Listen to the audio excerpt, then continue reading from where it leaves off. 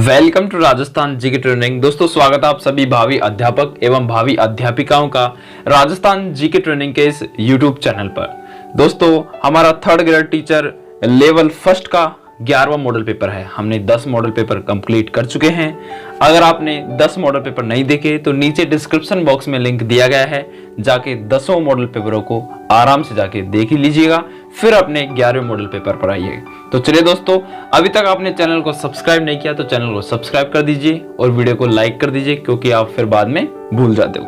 तो चलिए दोस्तों शुरू करते हैं। पहला प्रश्न है दोस्तों अपना मॉडल पेपर 11वें का कि 30 नवंबर 2022 को राष्ट्रपति द्रौपदी मुर्मू ने राजस्थान के किन खिलाड़ियों को अर्जुन पुरस्कार से सम्मानित किया है।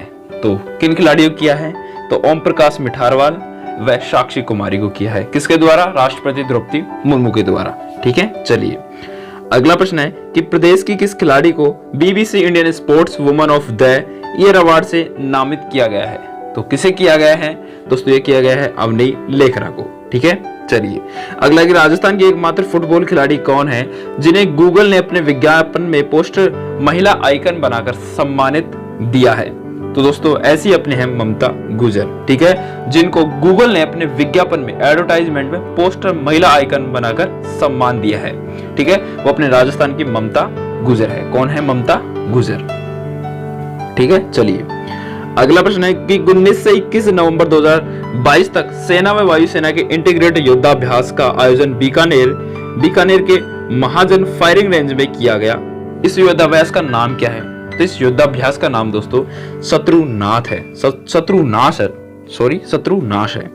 अगला कि ग्रामीण महिलाओं को इंटरनेट का प्रशिक्षण देने के लिए कंप्यूटर सखी प्रोग्राम किस जिले में लॉन्च किया गया है।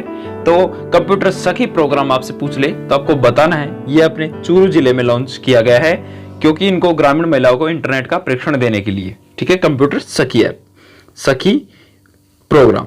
अगला है कि केंद्रीय शिक्षा मंत्रालय के स्कूल एवं साक्षरता विभाग द्वारा जारी performance grading index for district PGID report में राजस्थान का कौन सा जिला प्रथम यानी कि उत्कृष्ट रैंक पर रहा है। दोस्तों इनमें से दोस्तों अपना सीकर जिला केंद्रीय शिक्षा मंत्रालय के स्कूल एवं साक्षरता विभाग द्वारा जारी performance grading index for district report में राजस्थान का सीकर जिला प्रथम स्थान पर रहा है। ठीक है, चलिए अगला प्रश्न क्या कह रहा है? अगला प्रश्न कह रहा है कि मुख्यमंत्री अशोक गहलोत द्वारा 23 जून 2022 को मंजूरी दी गई योजना जिसके अंतर्गत राजकीय विद्यालयों, संस्कृत विद्यालयों एवं मदरसों में कक्षा 1 से 8वीं तक के विद्यार्थियों को मिड डे मील की पौष्टिक में सुधार के तहत सप्ताह में 2 दिन दूध उपलब्ध करवाया जाएगा। ठीक है, किस योजना के तहत करवाया जाएगा? ये अपने करवाया जाएगा मुख्यमंत्री बाल गोपाल योजना के तहत। ठीक है, मुख्यमंत्री बाल गोपाल योजना के तहत। अगला प्रश्न है कि कौन सा सही नहीं है। इनमें से कौन सा सही नहीं है इसके बारे में बता रहे हैं दोस्तों। गाजी खा बरना अपने खड़ताल वादक है, बिल्कुल। दपू खान अपने मुगल गीत का लोक कलाकार है, बिल्कुल। सईद साबरी कव्वाली गायक है, बिल्कुल। लेकिन इंदर कुदरत सिंह ये अपने ब्लू पोर्ट्रेट से संबंधित नहीं है। अगला प्रश्न क्या कह रहा है? अगले प्रश्न को ध्यानपूर्वक पढ़ेंगे कि निम्नलिखित में से कौन सा सही है। तो इनमें से कौन सा सही है इसके बारे में अपन को बताना है कि कौन सा सही है। दोस्तों प्रशासन शहरों के संग अभियान 2 अक्टूबर 2021 से 31 मार्च 2023 तक चल रहा है, बिल्कुल चल रहा है। कि राजस्थान में शिक्षा के बढ़ते कदम कार्यक्रम 11 जुलाई 2020 से चला है, बिल्कुल। शुद्ध के लिए युद्ध अभियान 26 अक्टूबर 2020 से चला है, बिल्कुल। यानी कि उपरोक्त सभी के सभी कथन अपने राइट आ जाएंगे। ठीक है, अगला गोडवाड़ पर्यटन सर्किट में कौन सा जिला सम्मिलित नहीं है। तो गोडवाड़ पर्यटन सर्किट में अपना कौन सा जिला सम्मिलित नहीं है? तो इनमें दोस्तों अपने जोधपुर जिला सम्मिलित नहीं है। ठीक है, चलिए अगला है कि क्षेत्रफल की दृष्टि से राजस्थान का सबसे छोटा जिला आपसे पूछ सकता है। तो क्षेत्रफल की दृष्टि से राजस्थान का सबसे छोटा जिला आपसे पूछ ले तो आपको बताना है धौलपुर जिला। ठीक है, धौलपुर जिला। और क्षेत्रफल की दृष्टि से राजस्थान का सबसे बड़ा जिला पूछ ले तो राजस्थान बताना है। ठीक है, और धौलपुर जिले का क्षेत्रफल पूछ ले तो बताना है 3034 किलोमीटर। ठीक है, 3034 किलोमीटर वर्ग किलोमीटर। ठीक है, वर्ग किलोमीटर बताना है। ठीक है, चलिए अगला है कि निम्न में से राजस्थान के कौन से जिले की सीमा मध्य प्रदेश से नहीं लगती। तो ऐसा कौन सा जिला है जिसकी सीमा मध्य प्रदेश के साथ साझा नहीं करती? तो ऐसा जिला कौन सा है दोस्तों? झालावाड़ प्रतापगढ़ के साथ करती है, भीलवाड़ा बांसवाड़ा के साथ करती है, करौली कोटा के साथ करती है, लेकिन डूंगरपुर भरतपुर के साथ अपने ये सीमा साझा नहीं करती। ठीक है, चलिए अगला प्रश्न है कि राजस्थान में प्रवेश करने वाली पश्चिमी विभोक्सों की उत्पत्ति का क्षेत्र है, तो क्या है पश्चिमी विभोक्सों की उत्पत्ति का क्षेत्र? आपसे पूछ ले तो आपको बताना है भूमध्य सागर। ठीक है, अगला प्रश्न है कि निम्नलिखित में से कौन सा एक सुमेलित नहीं है? तो इनमें से एक सुमेलित नहीं है, कौन सा सुमेलित नहीं है? तो एक तरफ है पहाड़ी, एक तरफ है जिले, तो कौन सा सम्मिलित नहीं है? तो दोस्तों सबको पता है कुंभलगढ़ की पहाड़ी अपने राजसमंद में, जरगा की पहाड़ी उदयपुर में, रघुनाथगढ़ की सीकर में, लेकिन कामनाथ की पहाड़ी अपने सिरोही में नहीं है। ठीक है, ये अपना राइट आंसर आ जाएगा। अगला है कि बीखाबाई सागवाड़ा नहर राजस्थान के निम्न में से किस नदी पर बनाई गई है? तो दोस्तों ये अपने बनाई गई है माई नदी पर, सबको पता है यह नदी माई नदी पर बनाई गई है और डूंगरपुर बांसवाड़ा जिले में स्थित है। ठीक है, माई नदी पर बनाई गई है और राजस्थान के डूंगरपुर बांसवाड़ा जिले में स्थित है बीखाबाई सागवाड़ा परियोजना। अगला है कि राजस्थान की परवन बहुउद्देशीय सिंचाई परियोजना निम्न जिलों को सिंचाई सुविधा प्रदान करेगी। तो राजस्थान की परवन जो बहुउद्देशीय सिंचाई परियोजना है वो किन किन जिलों को सिंचाई सुविधा प्रदान करेगी? तो दोस्तों ये अपने करेगी किन किन जिलों को? झालावाड़ को करेगी, बारा, कोटा और झालावाड़, बारा और कोटा जिले को। ठीक है, अगला है कि भोजी लंबरदार किस किसान आंदोलन से संबंधित थे? तो भोजी लंबरदार आपसे पूछ ले कि किस किसान आंदोलन से संबंधित थे? तो दोस्तों अपने भरतपुर किसान आंदोलन से संबंधित थे भोजी लंबरदार। ठीक है, अगला है कि जनगणना 2011 के अनुसार राजस्थान के किस जिले में न्यूनतम लिंगानुपात पाया जाता है? तो किस जिले में न्यूनतम लिंगानुपात पाया जाता है? न्यूनतम यानी कि कम लिंगानुपात पूछ रहे तो धौलपुर जिले में पाया जाता है। ठीक है, अगला है कि फसल एवं उनकी उन्नत किस्मों को मिलाइए और कूट में से सही उत्तर का चयन कीजिए। तो अपन को फसल और उनकी उन्नत किस्मों से उनको मिलाना है। तो सबको पता है कि चावल की कौन कौन सी किस्म है? बाला, पूसा, 221, बिल्कुल। अगला है कि गेहूं की किस्म कौन सी है? तो राज 911 और सोनालिका और D134 है। और चने की पूछ ले, चने की दोस्तों अपने है C235, H208 और G130। और कपास की कौन सी रही? कपास की ये रही। ठीक है, देवीराज और देवी तेज। तो राइट आंसर 3। ठीक है, अगला प्रश्न है कि बीजा और माला उपजातियां किस जनजाति से संबंधित उपजातियां हैं? तो बीजा और माला किस जनजाति की उपजातियां हैं? तो अपने सांसी जनजाति की उपजातियां हैं बीजा और माला। अगला है कि कत्था किस वृक्ष के तने के आंतरिक भाग से प्राप्त किया जाता है? तो कत्था दोस्तों अपने खैर के वृक्ष से प्राप्त किया जाता है। अगला है कि कृषि विभाग राजस्थान के मृदा वर्गीकरण के अनुसार रेबेरीना मृदा पाई जाती है। तो कृषि विभाग के अनुसार अपने रेबेरीना जो मृदा है वो अपने कहां पे पाई जाती है? तो गंगानगर जिले में पाई जाती है। चलो, तो एक तरफ है मिट्टी के प्रकार और एक तरफ है जलवायु, इनको अपन को सम्मिलित करना है। तो अगर हम इनको सम्मिलित करें तो सबको पता है कि एरिडोसोल्स अपने शुष्क एवं अर्धशुष्क, चलिए, इंसेप्टिसोल्स अर्धशुष्क एवं आर्द्र, बिल्कुल, एल्फिसोल्स अपने उप आर्द्र एवं आर्द्र, बिल्कुल, और वर्टिसोल्स अपने आर्द्र एवं अति आर्द्र। तो राइट आंसर 1 2 3 4। ठीक है, तो राइट आंसर ऐसे कैसे आ जाएंगे? ठीक है, बिल्कुल सेट हुआ है पहले से ही। तो राइट आंसर आ जाएगा फर्स्ट 1 2 3 4। ठीक है, अगला कि सांडा स्पाइनिस टेल्ड रिजार्ड निम्नलिखित में से कहां बहुतायत में पाए जाते हैं? तो सांडा दोस्तों अपने किस अभयारण्य में बहुतायत से पाए जाते हैं? तो ये अपने पाए जाते हैं दोस्तों किस अभयारण्य में?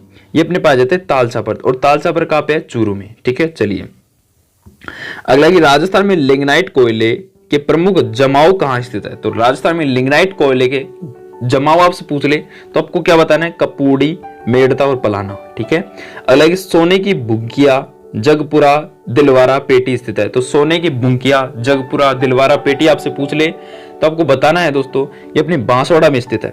ठीक है, अगला प्रश्न क्या कह रहा है कि निम्न में से कौन सी बाहरी संस्था राजस्थान अक्षय ऊर्जा प्रसारण निवेश कार्यक्रम के लिए वित्तीय सहायता प्रदान कर रही है? तो कौन सी संस्था प्रदान कर रही है सहायता? तो एशियन विकास बैंक कर रही है। ठीक है, अगला प्रश्न है कि राजस्थान के निम्नलिखित शहरों में से किसे हाल ही में यूनेस्को विश्व विरासत का दर्जा मिला है? तो किस शहर को मिला है? तो अपने जयपुर शहर को मिला है। बहुत ही इंपॉर्टेंट प्रश्न है। ठीक है, चलिए अगला है कि सुमेलित कीजिए, एक तरफ खान है एक तरफ उनका क्षेत्र है। तो सुमेलित अपन को करना है कि कौन सा क्षेत्र अपने किस खान से संबंधित है, कौन सी खनिज अपने किस क्षेत्र से संबंधित है, इसके बारे में सुमेलित करना है। तो सबको पता है कि तांबा अपने दोस्तों खोदरीबा में पाया जाता है, बिल्कुल खोदरीबा। ठीक है, चलिए, और खोदरीबा अलवर में है और सिर्फ हमसे खैंच के मानो 10 किलोमीटर की दूरी पर स्थित है खोदरीबा। ठीक है, चलिए,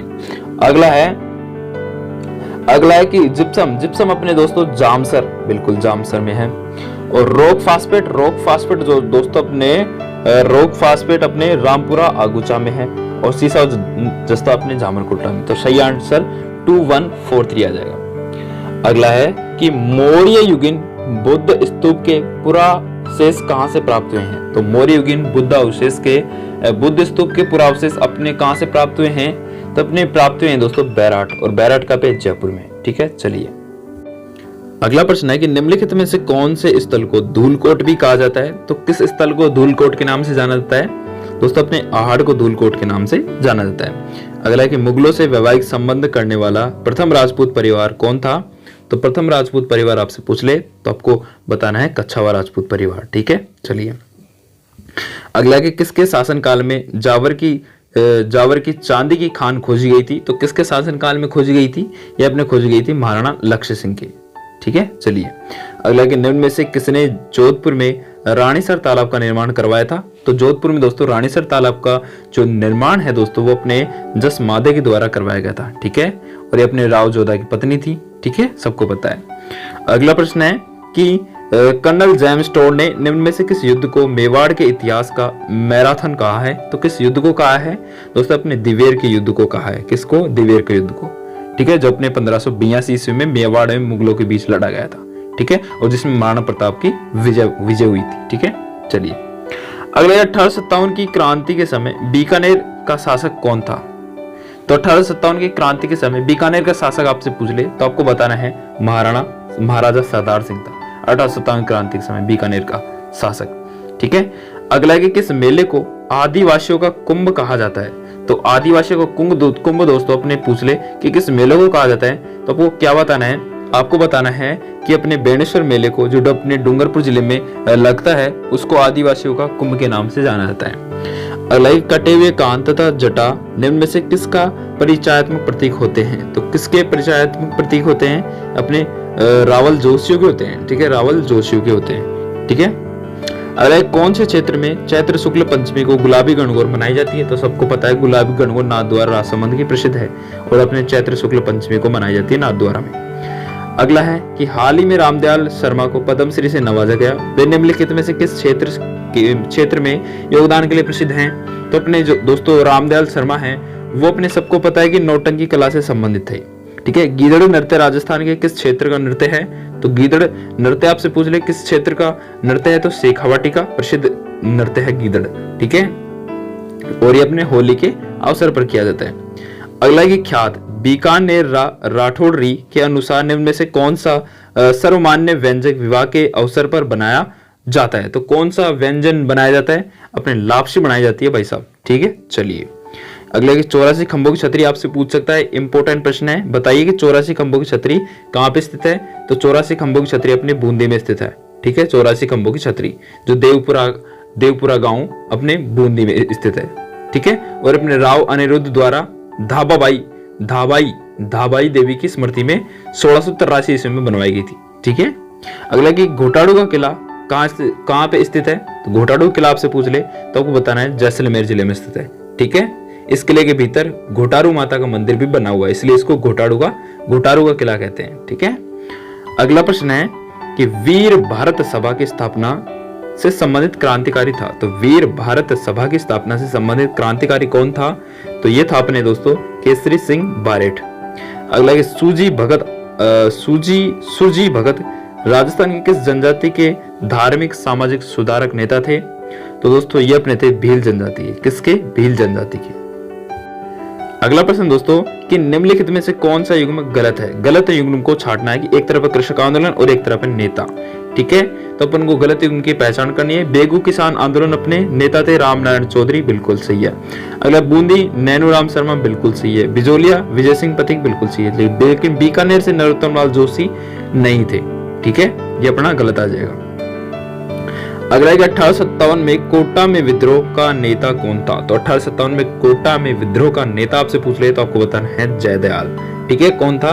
जयदयाल भटनागर। ठीक है, इसका पूरा नाम क्या था? जयदयाल भटनागर। और 1857 की क्रांति का मुख्य नेता था ये। पिछवाइयां हस्तशिल्प कला के निम्न में से किस से संबंधित है? तो पिछवाइयां दोस्तों अपने सबको पता है, अपने किसकी प्रसिद्ध है? नाथ द्वारा राजसंबंध की। रामेशनेयी संप्रदाय की प्रमुख पीठ या गद्दी कहाँ पे स्थित है? तो दोस्तों अपने रामेशनेयी संप्रदाय की प्रमुख पीठ आपसे पूछ ले या गद्दी पूछ ले तो आपको बताना है शाहपुरा भीलवाड़ा में स्थित है। केमल दे किस लोक देवता की पत्नी थी? तो केमल दे दोस्तों अपने किस लोक देवता की पत्नी थी? गोगा जी की। अगला है कि वागड़ गांधी का जन्म किस जिले में हुआ था? तो वागड़ के गांधी का जन्म आपसे पूछ सकता है, तो डूंगरपुर जिले में हुआ था। मेमंद आभूषण कहां पे पहना जाता है? तो मेमंद दोस्तों आप सबको पता है सिर पर पहना जाता है मेमंद। ठीक है, चलिए अगला है कि राजस्थान में स्त्री परिधान पोमचा को कहा जाता है। तो पोमचे को दोस्तों अपन किस नाम से भी जानते? पीले के नाम से जानते हैं। ठीक है, अगला है कि संयुक्त राजस्थान संघ का प्रथम प्रधानमंत्री कौन था? तो संयुक्त राजस्थान का प्रथम प्रधानमंत्री आपसे पूछ ले तो आपको क्या बताना है? माणिक्यलाल वर्मा। ठीक है, मारवाड़ हितकारिणी सभा का गठन किसने किया? तो मारवाड़ हितकारिणी सभा का गठन आपसे पूछ सकता है, तो आपको बताना है जयनारायण व्यास के द्वारा किया गया था। ठीक है, अगला प्रश्न है कि वंश भास्कर का लेखन कार्य निम्नलिखित में से कहां के शासकों के आदेश पर किया गया था? तो वंश भास्कर का लेखन जो कार्य है वो अपने दोस्तों बूंदी के शासकों के आदेश पर किया गया था। अलग खुमान रासो का रचयिता कौन था? तो खुमान रासो का रचयिता आपसे पूछ रहे तो दलपत था, दलपत नाल है। ठीक है, चलिए अगला प्रश्न है, एक तरफ लेखक और एक तरफ है पुस्तक, तो अपन को सुमेलित करना है कि कौन सा लेखक किस पुस्तक से संबंधित है। तो इसके बारे में सुमेलित करें दोस्तों तो अपने करणीदान जो लेखक है वो अपने सूरज प्रकाश का है। ठीक है, और जो करणीदान अपना सूरज प्रकाश का है, बिल्कुल। और श्यामल दास अपने किसका है? वीर विनोद का है। ठीक है, श्यामल दास अपने किसका है? वीर विनोद का है। श्यामल दास अपने वीर विनोद का, बिल्कुल सही है। और वहीं अगर हम बात करें जो मोहम्मद नैन सिंह है वो मारवाड़ परगना विगत से संबंधित है। और अपने सूरमल मिशन अपने वंश भास्कर संबंधित। तो फर्स्ट आंसर अपना राइट आंसर आ जाएगा। अगला प्रश्न क्या कह रहा है कि सूर्यमल मिशन की रचनाओं में राजस्थान की कौन सी बोली प्रयुक्त हुई है? तो सूर्यमल मिशन की रचनाओं में राजस्थान की कौन सी बोली प्रयुक्त हुई है? तो इसके बारे में बात करें तो सूर्यमल की जो रचनाएं हैं दोस्तों उनमें ज्यादातर अपने हाड़ौती बोली प्रयुक्त हुई है। ठीक है, चलिए अगला कि राजस्थान के वर्तमान मुख्यमंत्री श्री अशोक गहलोत का निर्वाचन क्षेत्र निम्नलिखित में से कौन सा है? इंपॉर्टेंट प्रश्न है, पूछ सकता है। तो अपने सरदारपुरा जोधपुर से इनका निर्वाचन क्षेत्र है अशोक गहलोत का। अगला है जयपुर एवं जोधपुर महानगर में पुलिस आयुक्त प्रणाली कब लागू की गई थी? पुलिस आयुक्त प्रणाली पूछ रहे तो 2012 को की गई थी जनवरी में। ठीक है, अगला कि निम्नलिखित में से कौन सा युग्म सुमेलित नहीं है? इसके बारे में सुमेलित नहीं है, उसके बारे में अपन बताना है। अनुच्छेद 155 कहता है कि राज्यपाल की नियुक्ति संबंधित है, बिल्कुल। अनुच्छेद 163 कहता है कि राज्य मंत्री परिषद संबंधित है, बिल्कुल। अनुच्छेद 156 कहता है राज्यपाल की नियुक्ति हेतु योग्यताएं, ये अपना गलत है। और अपना फोर्थ भी सही है। 154 कहता है कि राज्य की कार्यपालक शक्तियां, बिल्कुल। ठीक है, और अपना जो थर्ड है 156 वाला वो गलत आ जाएगा। ठीक है, चलिए अगला प्रश्न है कि राज्यपाल की अनुपस्थिति में उसके दायित्वों का निर्वहन कौन करता है? तो राज्यपाल जब अनुपस्थित रहता है तो उसके दायित्वों का जो निर्वहन है दोस्तों वो अपने कौन करता है? वो अपने उच्च न्यायालय का मुख्य न्यायाधिपति करता है। ठीक है, अगला है भारत की स्वतंत्रता के तुरंत बाद राजस्थान के पहले मुख्यमंत्री कौन थे? तो भारत की स्वतंत्रता के तुरंत बाद राजस्थान के पहले आपसे पूछ ले मुख्यमंत्री कौन थे तो आपको बताना है हीरालाल शास्त्री थे। कौन थे? हीरालाल शास्त्री, जो 30 मार्च 1948 से लेकर के 5 जनवरी 1951 तक रहे थे। ठीक है, प्रथम मुख्यमंत्री थे। अगला कि निम्न में से किन जिलों में पुलिस कमिश्नर व्यवस्था विद्यमान है? तो सबको पता है अपने जयपुर और जोधपुर में। अगला है कि 8 अप्रैल 2022 को राजस्थान के किस जिले के सैनिक विद्यालय में artificial intelligence and programming centre का उद्घाटन किया गया? तो अपने किस जिले में किया गया? तो झुंझुनू जिले में किया गया था। अगला है कि राजस्थान के संदर्भ में निम्न में से कौन सा सही नहीं है? तो राजस्थान के संदर्भ में बात करें कि कौन सा सही नहीं है तो राज्य पशु चिंकारा है, राज्य पक्षी अपने गोडावन है, ना कि मोर। ठीक है, तो यह भी अपना राइट आंसर आ जाएगा। अगला प्रश्न क्या कह रहा है? अगले प्रश्न को ध्यान से पढ़ेंगे कि सार्वजनिक क्षेत्र के विभिन्न वित्तीय संगठनों RICO, रिको हो गया, RFC हो गया, राजसिको हो गया आदि द्वारा आंकलित औद्योगिक संभावनाओं के आधार पर ए श्रेणी राजस्थान के कौन से जिले सम्मिलित किए गए हैं? तो ए श्रेणी के अंतर्गत अगर हम बात करें तो जोधपुर, पाली, अजमेर और अलवर को ए श्रेणी में सम्मिलित किया गया है। अगला, बालाथल किस जिले में स्थित है? तो बालाथल जो सभ्यता है दोस्तों वो अपने किस जिले में स्थित है? तो उदयपुर जिले में स्थित है बालाथल सभ्यता। ठीक है, पुरातत्व स्थल है। ठीक है, इसका खुदाई कार्य आपसे पूछ सकता है, तो 1993 में से इसका खुदाई कार्य प्रारंभ हुआ था। ठीक है, और इसकी वर्ष पूछ सकता है कि कितनी पुरानी है, तो 3000 ईसा पूर्व से 2500 ईसा पूर्व तक इसका वर्ष रहा था। ठीक है, चलिए अगला, सेंट्रल सीप एंड वूल रिसर्च इंस्टीट्यूट किस जिले में है? तो सेंट्रल सीप एंड वूल रिसर्च इंस्टीट्यूट आपसे पूछ रहे तो आपको बताना है टोंक जिले में स्थित है। ठीक है, चलिए, यानी भेड़ अनुसंधान संस्थान। हाँ, अगला, रिको ने अलवर के किन औद्योगिक क्षेत्रों में जापानी जोन स्थापित नहीं किए?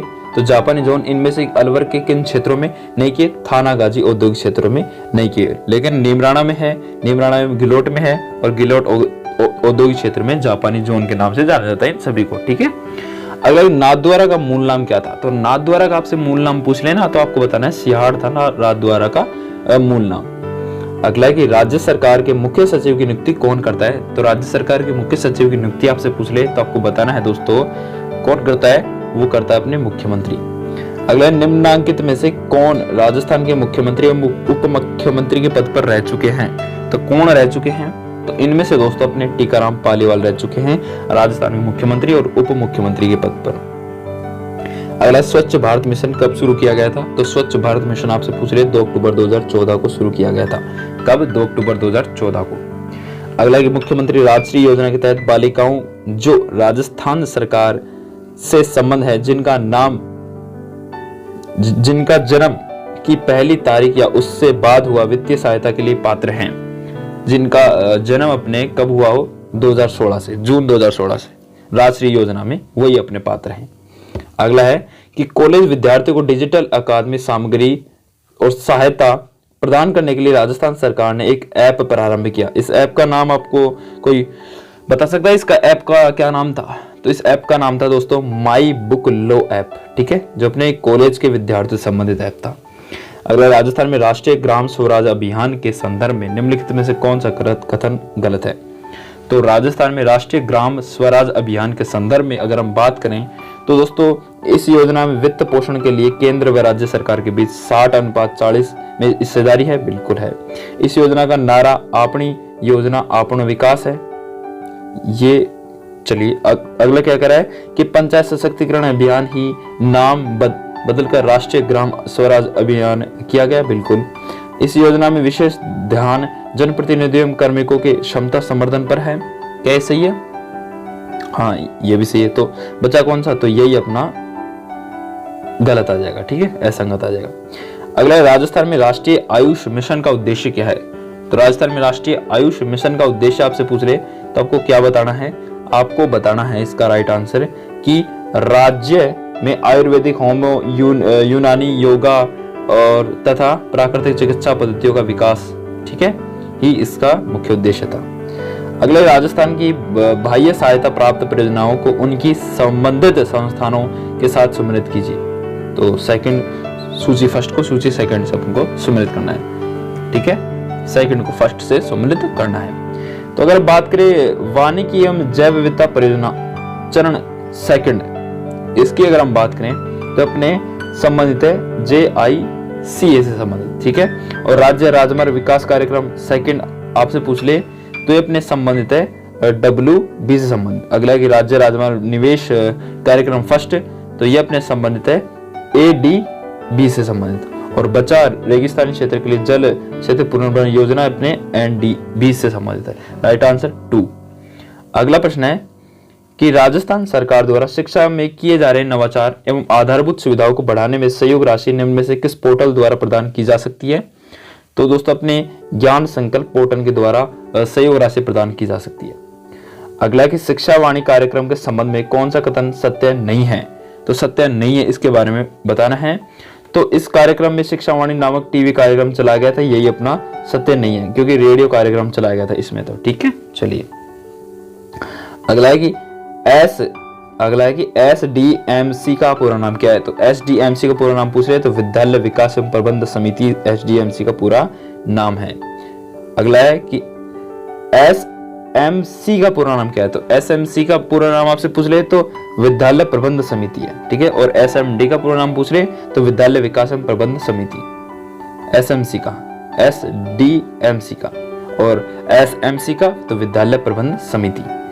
अगला कि NEP 2020 में कब तक सभी प्राथमिक स्कूलों में ग्रेड 3 तक सभी विद्यार्थियों द्वारा बुनियादी साक्षरता और संख्यात्मक ज्ञान प्राप्त करने के लिए कार्यान्वयन योजना तैयार की जाएगी?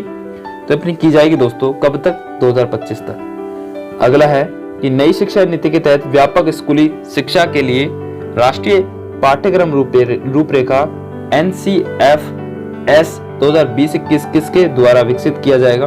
तो ये दोस्तों NCFC अपने NCERT के द्वारा विकसित किया जाएगा। अगला है कि राज्य में निःशुल्क अनिवार्य शिक्षा अधिनियम लागू करने की दृष्टि से जिन नियमों का प्रथमतः निर्माण किया गया उनका शीर्षक रखा गया। तो उनका शीर्षक क्या रखा गया था? तो उनका शीर्षक रखा गया था कि राजस्थान निःशुल्क एवं अनिवार्य बाल शिक्षा अधिकार अधिनियम 2010, ठीक है।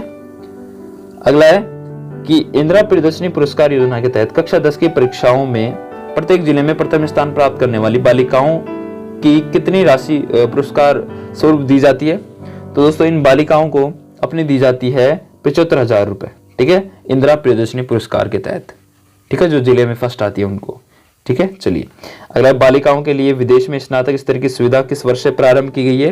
तो इस स्नातक स्तर की जो सुविधा है वो अपने 2010-11 से प्रारंभ की गई थी। अब बात कर लेते हैं हिंदी के कुछ महत्वपूर्ण प्रश्नों की। तो किस शब्द में अधिकरण तत्पुरुष समास नहीं है? तो किस शब्द में अधिकरण तत्पुरुष समास नहीं है? तो किस शब्द में नहीं है दोस्तों?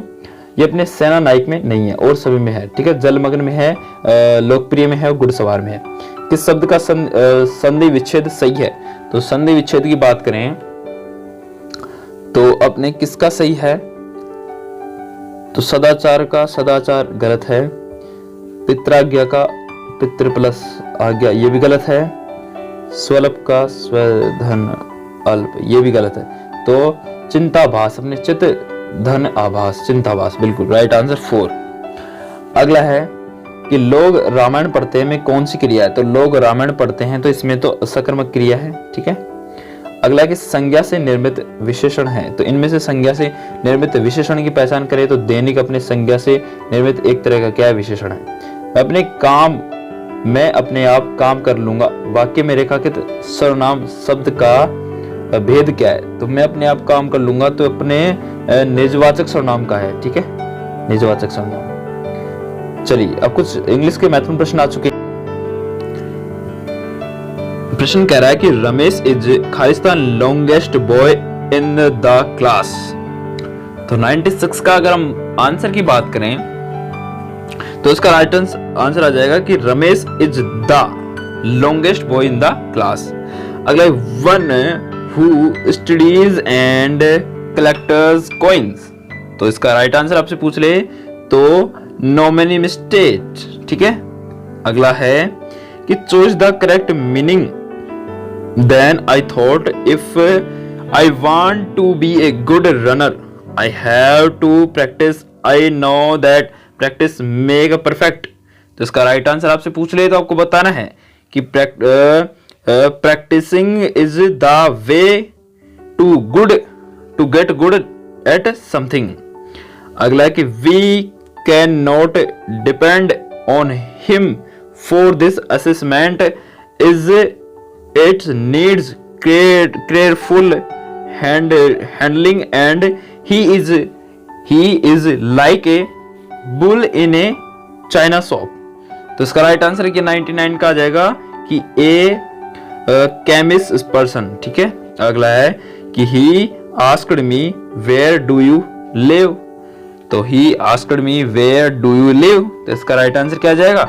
इसका राइट आंसर आ जाएगा he asked me where I lived. चलिए कुछ मैथ के प्रश्नों की बात कर लेते हैं कि गुणनफल 102 इंटू 201 से घटाया जाए कि 9000 19,999 अपन को प्राप्त हो जाए। तो इसमें से क्या घटाएं, तो इसमें से अपन को घटाना पड़ेगा दोस्तों क्या, 503 घटाना पड़ेगा। ठीक है, अगर हम इनको गुणा कर देंगे और फिर अगर हम इनमें से 503 घटा देंगे तो अपना प्राप्त हो जाएगा 19,999। ठीक है, चलिए अगला प्रश्न कह रहा है कि निम्नलिखित में से उचित भिन्न कौन सी है। तो उचित भिन्न की बात करें तो इनमें से उचित भिन्न है 3/5। ठीक है, अगला संख्याओं 4, 20 और 28 के में से यानी कि HCF तथा LCM का योगफल क्या होगा। तो इसका योगफल होगा दोस्तों अपने किसका पूछ रहा है, ये पूछ रहा है 4, 20 और 28 का HCF भी पूछ रहा है और LCM भी पूछ रहा है। तो HCF और LCM दोनों एक साथ निकालें तो दोस्तों इसका LCF और HCM हो जाएगा 144। ठीक है, अगला है कि एक आयताकार भाग जिसकी लंबाई आप निकाल सकते हो। ठीक है, उसकी लंबाई उसकी चौड़ाई के 4 मीटर अधिक है या अर्ध परिमाप 36 मीटर है, भाग की लंबाई वाली भुजा की माप होगी। तो इसकी माप आपसे पूछ रहे तो आपको 20 मीटर राइट आंसर करना है। ठीक है, दो भाज्य संख्याओं x और y, x से ज्यादा है, y का लघुत्तम समापवर्त 161 है, तो 3y माइनस x का मान क्या हो जाएगा, तो इसका मान हो जाएगा -2। ठीक है, अगला एक वक्रता केंद्र और वक्र पृष्ठ के ध्रुव को जोड़ने वाली रेखा क्या कहलाती है। तो ये ध्रुव को जोड़ने वाली रेखा दोस्तों अपने मुख्य अक्ष के नाम से जानी जाती है। अगला एक समसूत्री विभाजन में किस अवस्था में गुणसूत्रों की आकारी का अध्ययन किया जाता है। तो कुछ अपने प्रश्न आ चुके हैं साइंस के, तो इसका राइट आंसर रहेगा मेटाफोर्स। ठीक है, मेटाफोर्स का अध्ययन किया जाता है। ठीक है, अगले भारी या आंतरिक ढांचा जो शरीर को सहारा प्रदान करता है क्या कहलाता है। तो कंकाल तंत्र कहलाएगा ना। ठीक है, बिल्कुल। अगला है निम्न में से नर जननांग का भाग नहीं है। तो नर जननांग का इनमें से भाग कौन सा नहीं है। तो अंडवाहिनी अपने नर जननांग का भाग नहीं है, क्योंकि ये तो मादा जननांग का भाग है। सिसर अपने किसका है, नर का है। शुक्रवाहिनी नर जननांग का भाग है। वृक्षण अपने नर जननांग का भाग है। ठीक है, लेकिन अंडवाहिनी तो अपने मादा जननांग का भाग है। इनमें से कौन सा एक अलैंगिक एसिड का प्राकृतिक स्रोत है। तो अलैंगिक एसिड का प्राकृतिक स्रोत आपसे पूछ रहे तो टमाटर बताना है। क्या बताओगे, टमाटर। अगला प्रश्न है कि बरकान शिलाकृति निम्न में से किस भौतिक विभाग से संबंध है। तो बरकान अपने पूछ ले तो आपको मरुस्थलीय प्रदेश बताना है, बरखान। अगला कि राजस्थान के निम्नलिखित में से जिलों को पूर्व से पश्चिम दिशा अनुसार सुव्यवस्थित कीजिए नीचे दिए गए कूट का प्रयोग करते हुए। तो पूर्व से अपन को सुव्यवस्थित करना है पश्चिम दिशा की ओर। तो अगर हम बात करें 112 में, तो सबसे पहले करौली आता है पूर्व में, और फिर उसके बाद आता है अपने सवाई माधोपुर, फिर आता है अजमेर, फिर आता है जोधपुर। ठीक है, तो पूर्व से पश्चिम की ओर हमने इस तरह से इसको सेट कर दिया। तो 1, 4, 2, 3 आ गया। राजस्थान राज्य शासन सचिवालय का प्रमुख होता है। तो राजस्थान राज्य शासन सचिवालय का प्रमुख आपसे पूछ रहे तो आपको बताना मुख्य सचिव होता है। 1 नवंबर 1956 से पहले राजस्थान राज्य के प्रमुख माने जाते थे। कौन माने जाते थे। तो 1 नवंबर 1956 से पहले अपने राजस्थान के राज्य प्रमुख माने जाते थे, राज्य प्रमुख माने जाते थे। ठीक है, राज्य के प्रमुख राज्य प्रमुख माने जाते थे। अगला सूची फर्स्ट को सूची सेकंड से मिलाइए। एक तरफ है मुख्यमंत्री का नाम, एक तरफ है उनका कार्यकाल। तो जगन्नाथ पाड़े के बारे में सबको पता है। 1980 से 81 के बीच 1 साल का इनका कार्यकाल रहा था। बरकतुल्ला का अपने 1971 से 1973 के बीच 2 साल का रहा था, और बैरसिंह शेखावत का रहा था अपने 1977 से 1980 के बीच, कुल मिला के 3 साल का। और फिर बचा मौलाल सुकड़िया, सबसे ज्यादा कार्यकाल। ठीक है, चलिए राइट आंसर आ जाएगा अपना कौन सा, सेकंड, ये अपना ये राइट आंसर आ जाएगा। 3, 1, 2, 4। अगला प्रश्न है कि यदि विद्यार्थी कुसुमायोजित से बच रहे हों, पढ़ने की और उनकी रुचि वृद्धि हो रही हो और उनके व्यवहार में यथा परिवर्तन हो रहा है तो निम्नलिखित में से शिक्षण कारगर समझना चाहिए। तो कौन से शिक्षण को कारगर समझना चाहिए। तो इनमें से दोस्तों अपन को कारगर समझना चाहिए, उपचारात्मक शिक्षण को कारगर समझना चाहिए। अगले निम्न में से मातृभाषा, राष्ट्रीय जागरण और सांस्कृतिक पुनरुत्थान को जिस शिक्षण विधि से बल मिला है वह कौन सी शिक्षण विधि है। तो बेसिक शिक्षा से मिला है। अगला कि निम्नलिखित में से मौखिक भाषा कौशल का सही उदाहरण है। तो मौखिक भाषा कौशल का सही उदाहरण आपसे पूछ ले तो आपको क्या बताना है दोस्तों। तो सही उदाहरण आपको बताना है मौखिक भाषा कौशल का। तो तो आपको इसका राइट आंसर आ जाएगा कहानी सुनना और सुनाना। ये अपने मौखिक भाषा कौशल का सही उदाहरण अपन को देखने को मिल जाता है। अगला प्रश्न क्या कह रहा है कि कविता शिक्षण के समय शिक्षक द्वारा ऐसे प्रश्नोत्तर पर बल देना चाहिए, कैसे प्रश्नों जिनके उत्तर विभिन्न हो। ठीक है, कविता शिक्षण के समय शिक्षक द्वारा ऐसे प्रश्नोत्तर पर बल देना चाहिए जिनके क्या हो, उत्तर विभिन्न हो। अब कुछ वापस से इंग्लिश के महत्वपूर्ण प्रश्न आ चुके हैं कि how many types of motivation, तो मोटिवेशन कितने प्रकार हैं। तो मोटिवेशन की यानी कि अभिप्रेरणा के प्रकार आपसे पूछ रहा है, तो आपको बताना है 2 टाइप होते हैं। ठीक है, चलिए अगला कि which on this is not an element of communicative approach, तो इसका राइट आंसर आ जाएगा third, it's not practical in use. अगला doctor west is comprehensive test was, तो अपने फर्स्ट आ जाएगा नॉन लिक्विस्टिक। अगला for student to gain language skill for text book the text book learning scheduled, तो इसका राइट आंसर आ जाएगा क्या, राइट आंसर आ जाएगा कि correlate with assessment and achievements. ठीक है, चलिए अगले प्रश्न है कि गणित में प्रकरण संबंधी प्रभाव पूर्णता का अर्थ नियमों, सूत्रों और कलन विधियों, कलन गणित का ज्ञान होना, परिशुद्धता, लचीलेपन एवं पूर्णता के साथ उनका क्रियान्वयन करना गणित में लचीलापन की ओर संकेत करता है। तो संकेत करता है दोस्तों अपने किसकी ओर, एक से अधिक उपागमों का प्रयोग करते हुए एक खास प्रकार की समस्या का समाधान करने की योग्यता की ओर इंगित करता है। अगला है कि गणित अधिगम के आकलन का सिद्धांत इनमें से कौन सा सही नहीं है, तो इनमें से कौन सा सही नहीं है इसके बारे में बताएं। तो गणित अधिगम के आकलन का सिद्धांत इनमें से कौन सा सही नहीं है, तो पाठ्य वस्तु का सिद्धांत सही है, अधिगम का सिद्धांत सही है, निष्पक्षता का सिद्धांत सही है, लेकिन पक्षता का सिद्धांत अपने गलत आ जाएगा। अगला निम्नलिखित में से कौन सी विधि विद्यार्थियों में गणित संबंधी कमजोरियां जानने की विधि नहीं है, तो निम्नलिखित में से कौन सी विधि है जो अपने विद्यार्थियों में गणित संबंधी कमजोरियों को जानने की अच्छी विधि नहीं है, तो इनमें से कौन सी नहीं है। तो विद्यार्थियों में कक्षा के अंदर एवं बाहर प्रश्न करना, ये भी सही है, मौखिक कार्य, ये भी सही है, विद्यार्थियों की उत्तर पुस्तिका विश्लेषण, ये भी सही है, विद्यार्थियों में तुलना करके थोड़े हम गणित संबंधी कमजोरी का जानकारी के लिए पता लगा सकते हैं। ठीक है, वो एक गलत तरीका हो जाएगा। अगला प्रश्न है कि निम्नांकित में से कौन सी शिक्षण विधियों को औपचारिक कक्षा व्यवस्था में प्रयोग करना कठिन है, तो किस तरह की शिक्षण विधियों का उपयोग करना हमें कठिन लगता है औपचारिक कक्षा में, उसको कठिन है, उसका प्रयोग करना कठिन है, किस तरह की, तो इसका राइट आंसर आ जाएगा अपने किस तरह की दोस्तों, ये अपने है प्रयोजना की, ये अपने कठिन होती है थोड़ी सी।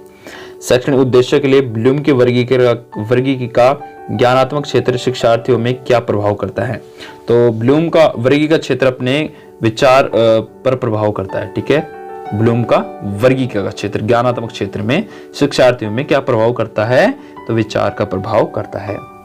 अगला प्रश्न है कि पाठ योजना का मुख्य बिंदु होता है, तो पाठ योजना का मुख्य बिंदु प्रस्तुतिकरण होता है। अगला प्रश्न है कि कोल्ब के अनुसार द्वारा सीखना एक चक्रीय प्रक्रिया है, तो कोल्ब के अनुसार दोस्तों अपने किसके द्वारा, अनुभव के द्वारा सीखना एक चक्रीय प्रक्रिया है। शिक्षण को प्रभावशाली बनाने वाली सामग्री कौन सी है, तो उपरोक्त सभी की सभी, यानी कि केवल ब्लैक बोर्ड, केवल मानचित्र, केवल पाठ्यक्रम, यानी कि ये तीनों चीजें होंगी तब जाके हम शिक्षण को प्रभावशाली बना सकते हैं। ठीक है, अगला है कि कल्पना की अधिकता के कारण दीवास्पन देखने वाले को कहते हैं, तो दीवास्वपन देखने वाले को हम कह सकते हैं कल्पना की अधिकता के कारण, तो हम उनको असमायोजित कह सकते हैं। एमिल पुस्तक के लेखक कौन है, तो एमिल पुस्तक के लेखक आपसे पूछ रहे तो रूसो अपने एमिल पुस्तक के लेखक है। अगला सतत एवं व्यापक मूल्यांकन के सह शैक्षिक क्षेत्रों में शामिल है। उपरोक्त दिए गए कूट में से कुछ समूह दिए जा रहे हैं, इनमें से सर्वाधिक उपयुक्त कूट का चयन कीजिए। तो अगर हम इन कूटों का चयन करें तो कौन सा अपने शामिल हैं सतत एवं व्यापक मूल्यांकन में, तो इनमें दोस्तों अपने कौन कौन से शामिल हैं, इनमें चारों के चारों शामिल है कि जीवन कौशल भी शामिल है, कार्य शिक्षा भी शामिल है, अभिवर्तीय मूल्य भी शामिल है और दृश्य एवं प्रदर्शन कला भी शामिल है। तो 1 2 3 4 राइट आंसर। अगर उपचारात्मक शिक्षण में कौन सी विधि का प्रयोग नहीं किया जाता है, तो उपचारात्मक शिक्षण में कौन सी विधि का प्रयोग नहीं किया जाता है? तो बुद्धि परीक्षा का प्रयोग नहीं किया जाता है। निम्न में से कौन सा अधिगम अक्षम बालकों का लक्षण नहीं है? तो अक्षम बालकों का लक्षण कौन सा अधिगम नहीं है? तो प्रत्यक्षीकरण प्रभाविता का अधिगम। अगला, किशोर के समायोजन की प्रक्रिया में शिक्षक का योगदान निम्नलिखित में से कौन सा है? तो शिक्षक का योगदान है कि आकांक्षाओं का उचित स्तर तय करना। अगला है कि निम्न में से कौन सा अधिगम का निर्मित उपागम है? तो इनमें से कौन सा अधिगम का निर्मित उपागम है? तो यह है अपने कि छात्रों को नवीन सूचना के विस्तार से विश्लेषण करता है, व्याख्या करता है और पुनर्ज्ञान से जोड़ता है। अगला है कि गेने ने अपनी पुस्तक दी कंडीशन ऑफ लर्निंग में सीखने के कितने प्रकार बताए हैं? तो गेने के अनुसार सीखने के प्रकार हैं 8। ठीक है, 8 हो गए। मैं कल आपको नाम भी बता चुका हूँ। अगला है प्रशिक्षण एवं अनुभव के द्वारा व्यवहार में होने वाले परिवर्तनों को सीखने का अधिगम कहते हैं। उक्त कथन किस मनोविज्ञान के हैं? तो ये सभी के सभी कथन दोस्तों अपने एक मनोविज्ञान है, मनोवैज्ञानिक है। उसका नाम आप सबको भी पता होगा, उसका नाम क्या है? गैट्सकी। अगला, किसी वस्तु को देख न पाने पर भी उसे समझना क्या कहलाती है? तो किसी वस्तु को हम देख भी ना पाए लेकिन उसको समझ जाएं तो अपने वस्तु स्थायित्व कहलाता है कि उस वस्तु का स्थायित्व क्या है। ठीक है, उससे हम समझ सकते हैं। तो निम्नलिखित में से कौन सा गिलफोर्ड के त्रिविमीय बुद्धि सिद्धांत के विषय वस्तु आयाम का घटक नहीं है? कौन सा विषय वस्तु आयाम का घटक नहीं है? तो प्रणाली इसमें विषय वस्तु आयाम का घटक नहीं है। वैसे व्यवहार है, शाब्दिक है और प्रतीकात्मक है। अगला कि आनुवांशिकताओं के प्रभाव पर आधारित गैल्टन द्वारा किए गए अध्ययन ने निष्कर्ष निकाला कि श्रेष्ठता एक पीढ़ी से दूसरी पीढ़ी को वंशानुगत होती है। ठीक है। अगला है कि निम्नलिखित विकास के सिद्धांतों का उनके सही वर्णन के साथ मिलान कीजिए। तो एक तरफ है विकास के सिद्धांत का नाम और सिद्धांत का वर्णन। तो सबको पता है दोस्तों कि अपने जो समीप दूराभिमुख दिशा है वो अपने शरीर के केंद्र से बाहर की ओर वृद्धि होती है, और सिर पदामुख दिशा में क्या होता है कि अपने सिर से पैर का क्रम सिर पदामुखी दिशा कहलाता है। और अंतर्वैयक्तिक विभिन्नता अपने विभिन्न बच्चे भिन्न भिन्न दर से बढ़ते हैं, ये कहलाती है। और अंतर्वैयक्तिक विभिन्नताएं अपने किसी एक बच्चे में विकास की दर विकास के एक क्षेत्र की अपेक्षा दूसरे से भिन्न हो सकती है। तो राइट आंसर फर्स्ट ही अपना राइट आंसर आ जाएगा। ठीक है, चलिए अगला प्रश्न क्या कर रहा है कि मनोविज्ञान की निम्न में से शाखाओं में से अनुपयुक्त मनोविज्ञान कौन सा है? तो अनुपयुक्त मनोविज्ञान आपसे पूछे, शिक्षा मनोविज्ञान अपने अनुपयुक्त मनोविज्ञान है। विश्व व्यापार संगठन की स्थापना आपसे पूछ सकता है, तो आपको बताना है 1995। अगला है किस कार्यक्रम का उद्देश्य भारत को डिजिटल रूप से सशक्त समाज तथा ज्ञान अर्थव्यवस्था में बदलना है? तो ये है दोस्तों अपने डिजिटल इंडिया का मुख्य उद्देश्य, डिजिटल इंडिया कार्यक्रम का मुख्य उद्देश्य। निम्न में से कौन सा इंटरनेट के पिता के रूप में जाने जाते हैं? तो इंटरनेट के पिता के रूप में विटन जी सर्फ जाने जाते हैं। कीबोर्ड की सबसे लंबी कुंजी कौन सी होती है? सबको पता है, स्पेस बार।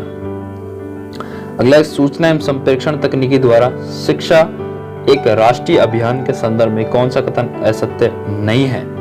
तो सूचना एवं संप्रेषण तकनीकी द्वारा शिक्षा एक राष्ट्रीय अभियान में के संदर्भ में कौन सा अपना असत्य नहीं है? तो असत्य दोस्तों अपने ई विषय वस्तु का उत्पादन, जैविक उपस्थिति प्रमाण, ये भी गलत है। विद्यालय तकनीक क्षेत्र से बाहर रखना, ये भी गलत है। किताबी ज्ञान को समाप्त करना, ये भी गलत है। सिर्फ यही असत्य नहीं है और सभी असत्य हैं कि ई विषय वस्तु का उत्पादन। ठीक है, तो दोस्तों ये हो गया अपना मॉडल पेपर 11वां कंप्लीट। आशा करता हूं कि आपको यह मॉडल पेपर पसंद आया होगा।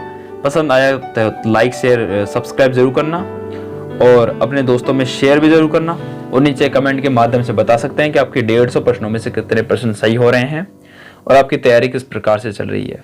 ठीक है, अगर कोई आपका सुझाव हो तो नीचे कमेंट के माध्यम से बता सकते हैं। अगर हमसे कोई इसमें गलती हुई हो तो वो भी आप बता सकते हैं।